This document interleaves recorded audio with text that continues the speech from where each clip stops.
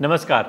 2025 के नोबेल पुरस्कारों की घोषणा हो चुकी है, लेकिन शांति का नोबेल पुरस्कार न मिलने से अमेरिका के राष्ट्रपति डोनाल्ड ट्रंप काफ़ी नाराज हैं। उन्होंने कई बार कहा था कि ये पुरस्कार मुझे मिलना चाहिए। ऐसे में सवाल उठता है कि आखिर इस नोबेल पुरस्कार में ऐसा क्या है जो दुनिया के सबसे ताकतवर देशों के नेता भी इसे पाने की इच्छा रखते हैं, और फिर दुनिया का इतना बड़ा शांति पुरस्कार देने के लिए एक छोटा सा देश नॉर्वे को ही क्यों चुना गया।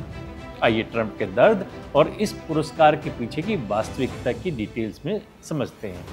दरअसल नोबेल शांति पुरस्कार सिर्फ एक सम्मान या ऑनर नहीं है, बल्कि यह है मानवता की सबसे ऊंची सोच का प्रतीक है।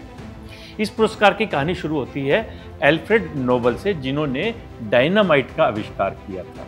लेकिन बाद में उन्हें एहसास हुआ कि असली ताकत विनाश में नहीं बल्कि शांति में है, और यही सोच उनकी वसीयत में झलकती है कि यह पुरस्कार उन लोगों को दिया जाए जो देशों और समाजों के बीच भाईचारा, शांति और सहयोग को बढ़ावा दें।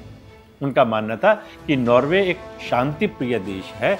शायद इसलिए उन्होंने कहा कि शांति पुरस्कार नॉर्वे की समिति ही देगी, जबकि बाकी के नोबेल पुरस्कार जैसे विज्ञान, साहित्य, अर्थशास्त्र, ये सभी पुरस्कार स्वीडन में दिए जाएंगे।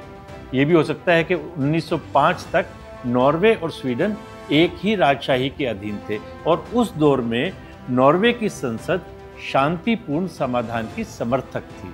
इसलिए उन्हें लगा कि शांति की भावना यहीं से पूरी दुनिया में विकसित होनी चाहिए। जब ये सम्मान Nelson Mandela, mother Teresa, Malala Yousafzai और मार्टिन लूथर किंग जूनियर जैसे लोगों को दिया गया, तो पूरी दुनिया ने शांति के असली अर्थ और ज़रूरत को महसूस किया।